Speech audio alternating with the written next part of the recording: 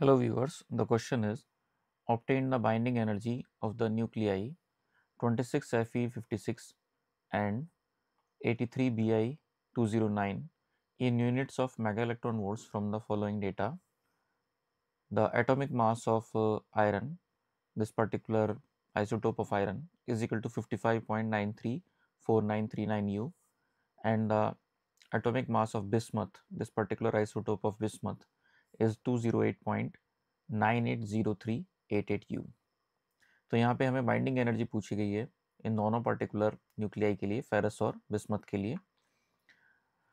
Atomic mass अगर हम बात करें फेरस एटम के लिए तो बराबर है 55.934939 जो कि गिवन है हमें डेटा, इसको हमने बोला M1।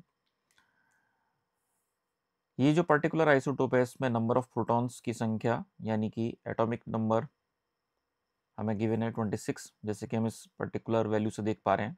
This is the Z value जिसको हम नंबर ऑफ प्रोटॉन्स बोलते हैं। तो यहाँ पे 26 हैं प्रोटॉन्स, और नंबर ऑफ न्यूट्रॉन्स निकालने के लिए हम करेंगे A माइनस जेड। ये 56 जो हम देख रहे हैं this is A which is the mass number यानी टोटल नंबर ऑफ न्यूक्लियॉन्स यानी कि proton plus neutron.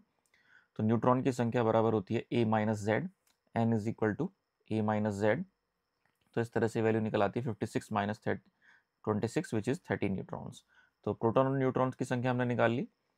Mass defect अब हम निकाल सकते हैं। मास डिफेक्ट बराबर होगा total number of protons multiplied by the mass of single proton plus total number of neutron multiplied by the mass of a single neutron minus the atomic mass. तो ये rule लगा के हम जो है इस तरह से मास डिफेक्ट निकाल सकते हैं न्यूक्लियस के लिए।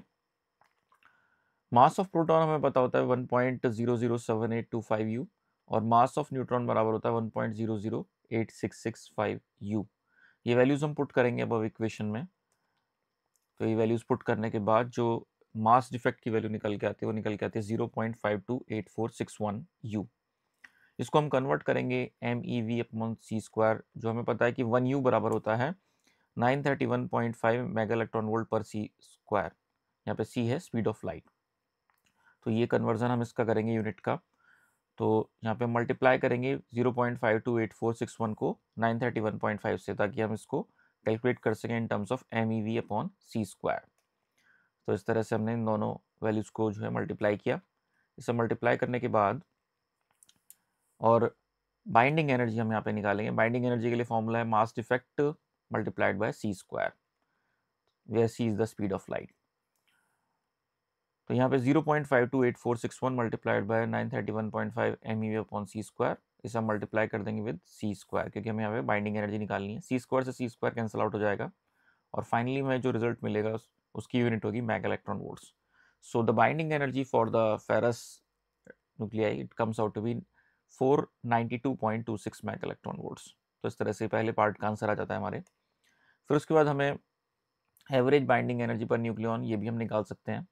न्यूक्लियॉन्स की संख्या यानी टोटल जो हमारा मास नंबर है वो 56 है। जो हमारा पर्टिकुलर फेरस का जो न्यूक्लियस है उसको इस तरह से लिखा गया है 26Fe56। तो यहाँ पर nucleon this is the value of nucleon, mass number या न्यूक्लियॉन यानी कि total number of proton plus neutron. अगर हमें बाइंडिंग एनर्जी पर न्यूक्लियॉन निकालनी हो तो उसे हम 56 से डिवाइड करेंगे। तो इस तरह से हम देखते हैं ये वैल्यू निकल के आती है 8.79 मेगा इलेक्ट्रॉन वोल्ट्स। अब हम बिस्मथ एटम के लिए यही प्रोसीजर जो है वो रिपीट करेंगे जैसे कि हमने फेरस के लिए किया है। एटॉमिक मास गिवन है हमें बिस्मथ का 83Bi209 न्यूक्लियाई का। M2 इसे हम बोलते हैं, M2 बराबर दिया हुआ हमें 208.980388 U। इसमें अब हम अलग अलग प्रोटॉन और न्यूट्रॉन निकाल लेते हैं। 83 यहाँ पे जो लिखा है this is the atomic number यानी कि टोटल प्रोटॉन्स की संख्या। तो हमें पता लग गया 83 टोटल प्रोटॉन्स हैं यहाँ पे। और न्यूट्रॉन्स की संख्या के लिए हम जब मास नंबर को यानी कि ये जो वैल्यू देख रहे हैं हम 209 जिसको हम A बोलते हैं उसमें से Z यानी कि एटॉमिक नंबर को सब्ट्रैक्ट कर देंगे। सो A minus Z this is the number of neutrons. तो न्यूट्रॉन्स की संख्या हमारी निकल आती है 126 न्यूट्रॉन्स। मास डिफेक्ट निकालने के लिए हम फॉर्मूला यहाँ पे यूज करेंगे mass defect delta M dash. M यहाँ पे डैश हम इसलिए ले रहे हैं क्योंकि हम पहले डेल्टा M यूज कर चुके हैं फॉर द फेरस के केस में, आयरन के केस में हम उसे यूज कर चुके हैं। तो इसलिए हम इसे बोल रहे हैं delta M dash. So this is the total number of proton multiplied with the mass of single proton plus the total number of neutrons multiplied by the mass of single neutron minus the atomic mass of bismuth.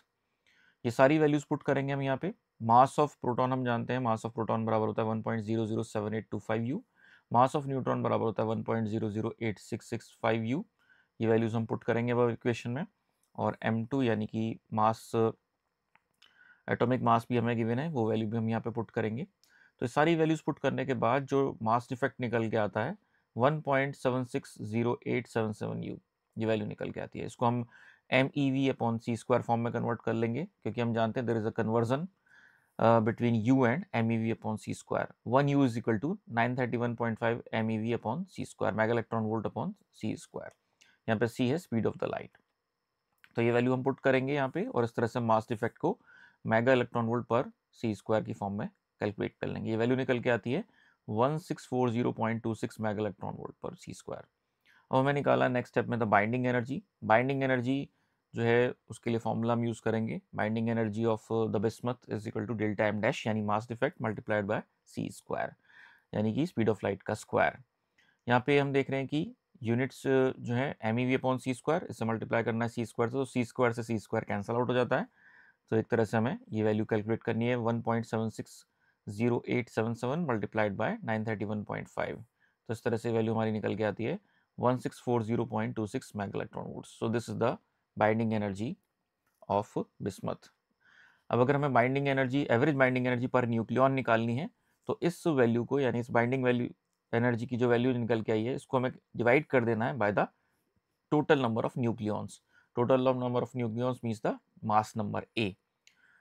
तो इस तरह से हम 209 जो value है उसको यहाँ पे पुट कर देंगे, और हम निकाल लेंगे एवरेज बाइंडिंग एनर्जी पर न्यूक्लियॉन. तो ये निकल के आती है 7.848 mega electron volts. So this is the explanation of this problem. Hope you understand it well. Thank you.